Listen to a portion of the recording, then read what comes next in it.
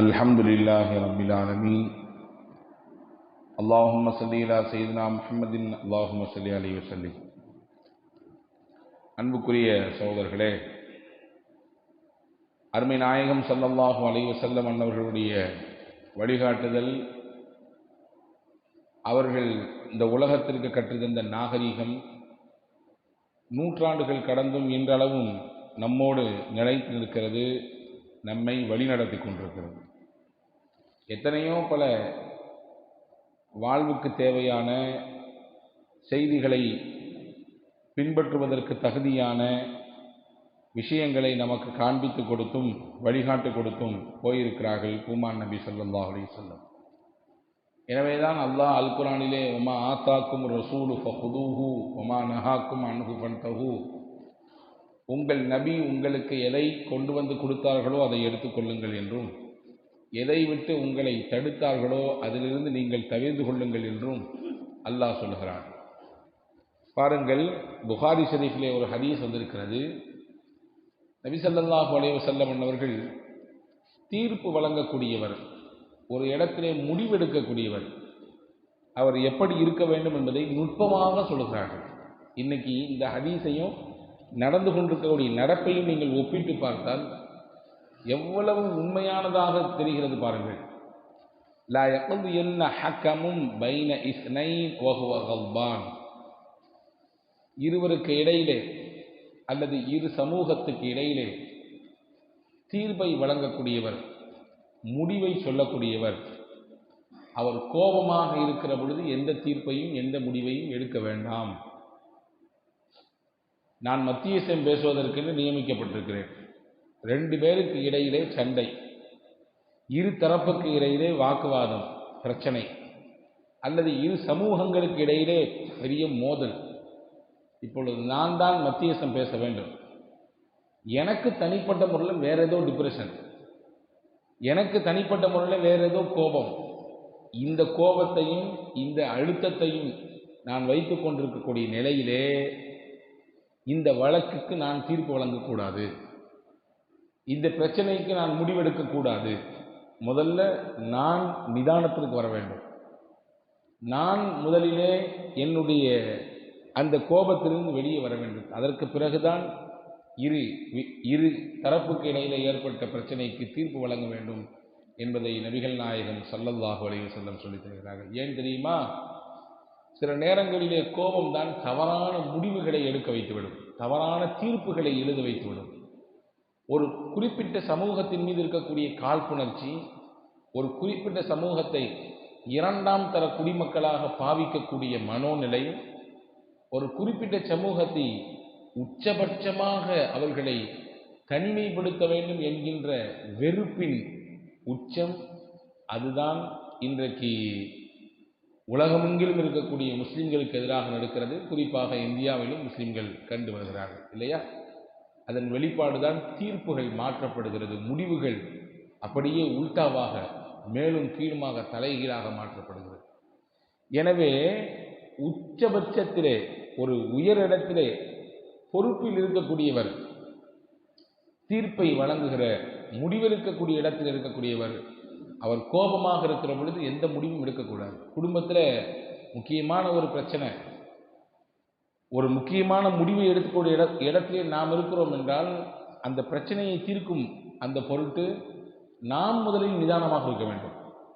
நாம் முதலில் அந்த முழுமையான மன இறுக்கத்திலிருந்து வெளியே வர வேண்டும். அதற்கு பிறகுதான் கொஞ்சம் விரிவாக யோசிப்பதற்கும் பார்ப்பதற்கும் உரிய நிலை நமக்கு ஏற்படும்.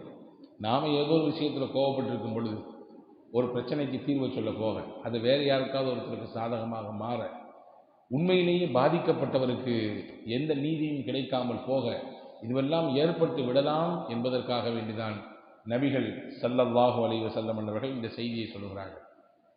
ஒரு போர்க்களம், உச்சபட்சமாக உக்கிரமமாக சண்டை நடந்து கொண்டிருக்கிறது. போர்க்களம் என்றால் உயிருக்கு உத்தரவாதம் இல்லாத இடம். அது எதுவும் நடக்கலாம். வாளால் வெட்டு விழலாம், அல்லது பெரும் பெரும் ஆயுதங்களை கொண்டு குத்துகள் விழலாம், உயிரே கூட பறிக்கப்படலாம். அதுதான் போர்க்களம். அந்த போர்க்களத்திலே சையதுனா அலி ரலியல்லாஹு அன்ஹு அவர்கள் ஒருவருக்கு எதிராக ஒரு முடிவுக்கு வரக்கூடிய நிலையிலே போர் நடந்து கொண்டிருக்கிறது. 2 பேருக்கு இடையில் சண்டை நடக்குது. அலி ரலியல்லாஹு அன்ஹு அவர்கள் அந்த எதிரியை தூக்கி மலர்த்தி போட்டு அவருக்கு மேலே ஏறி அமர்ந்து அவரை வீழ்த்த வேண்டும், இதுதான் மிச்சம். அந்த இறுதி நேரத்திலே கீழே கிடந்த அந்த மனிதர் அலி ரலியல்லாஹுடைய முகத்திலே காரி உமிழ்ந்து விட்டார், துப்பி விட்டார். எப்படி இருக்கும் நமக்கு? ஏன் உன்னை நான் சாவடிக்க போறேன், கடைசி நேரத்தில் என் மூஞ்சில வேற நீ துப்பி விடுறியா? நீ உன்னுடைய எச்சியாக என்னை நீ வந்து என்ன என்னை உச்சபட்சமாக வந்து அவமானப்படுத்துகிறாயா நினைச்சிட்டு நம்ம வேகமா அந்த விஷயத்துல முனைப்பு காட்டுவோம். கூடும் கோபம், அவரின் மீது இருக்கக்கூடிய கோபமும் அவரின் மீது இருக்கக்கூடிய அந்த வெறுப்பும் இன்னும் கொஞ்சம் அதிகரிக்கும். இந்த விடுறதா இல்லை உன்னைய, இதுக்கு மேல ஒரு நிமிஷம் கூட உன்னை வச்சுட்டு இருக்க மாட்டேன் அப்படின்னு தான் என்ன வரும். அதற்கு சையதுனா அலி ரலியல்லாஹு அன்ஹு எப்பொழுது இந்த விஷயத்தை அந்த மனிதர் செய்தாரோ, வீழ்த்தி முடிக்க வேண்டும் என்ற முடிவுக்கு வந்த அந்த இடத்திலிருந்து வெளியே வந்துட்டாங்க. அவர் அப்படியே விட்டுட்டாங்க. அவருக்கு பெரிய ஆச்சரியம், என்னடா நம்மளை வந்து தோக்கடிக்க வைக்க போறாரு, நாம தோர்ந்து போக போறோம், நம்முடைய கடைசி நேரத்திலேருந்து இந்த ஆள் வெளியே போயிட்டாரு என்னன்னு பின்னாலேயே போய் விவரம் கேட்டார். அதற்கு அலி ரலியல்லாஹு அன்ஹு சொன்னாங்க, உண்மையிலேயே நீ கடைசி நேரம் வரை உன்னை மலர்த்தி உனக்கு மேலே ஏறி உட்கார்ந்த வரையே நான் என்னுடைய உள்ளத்திலே இந்த யுத்தம், இந்த போர், இந்த சண்டை என்பது அல்லாஹ்விற்காகவே நான் செய்யக்கூடியது, அவனுக்காக வேண்டி அவனுடைய திரு பொருத்தத்திற்காக வேண்டி செய்யக்கூடியது என்ற எண்ணத்தில் தான் இப்பொழுது வரை நான் இருந்தேன். எப்போ நீ எச்சிலை உமிழ்ந்து என்னுடைய முகத்திலே துப்பினாயோ அந்த நிமிடத்தில் எனக்கு கோபம் உன் மீது அப்படியே மொத்தமாக திரும்பியது. அல்லாஹ்விற்காக என்கின்ற சிந்தை கொஞ்சம் மாறியது. எப்படியாவது முகத்தில் துப்பிய உன்னை பழி வாங்கிவிட வேண்டும் என்ற எண்ணம் வந்தது. அந்த எண்ணம் பிறந்தவன் என்னுடைய அசலான எண்ணம் அப்படியே மறைந்து போனது. இப்போ நான் உன்னையை கொலை செய்தால், இப்பொழுது உன்னை நான் வீழ்த்தினால் அது என் சுயநலத்திற்காக வேண்டி செய்ததாக மாறி போகவே ஒழிய இந்த மார்க்கத்திற்காக வேண்டி செய்ததாக இருக்காது. எனக்கு என் சுயநலத்தை காட்டிலும் என் மார்க்கம்தான் பெரியது என்று சொல்லிவிட்டு வெளியே வந்து விட்டேன் என்றார்கள் சையதுனா அலி ரலியல்லாஹு அன்ஹு. இந்த தத்துவமான வார்த்தை, இந்த உயர்தரமான வார்த்தை அந்த மனிதரின் உள்ளத்திலே எதையோ செய்தது. கடைசியிலே அவர் மனம் திருந்தினார், வருந்தினார், சத்திய இஸ்லாத்தை ஏற்றுக்கொண்டார் என்ற குறிப்பெல்லாம் இருக்கிறது. ஆக மொத்தத்தில் இங்கே சொல்ல வரக்கூடிய செய்தி இதுதான். கோபத்தில் இருக்கிற பொழுது முடிவெடுக்க வேண்டாம், கோபத்தில் இருக்கிற பொழுது தீர்ப்பு வழங்க வேண்டாம், கோபத்தில் இருக்கிற பொழுது இருவருக்கு இடையிலே சமரசம் பேச வேண்டாம்.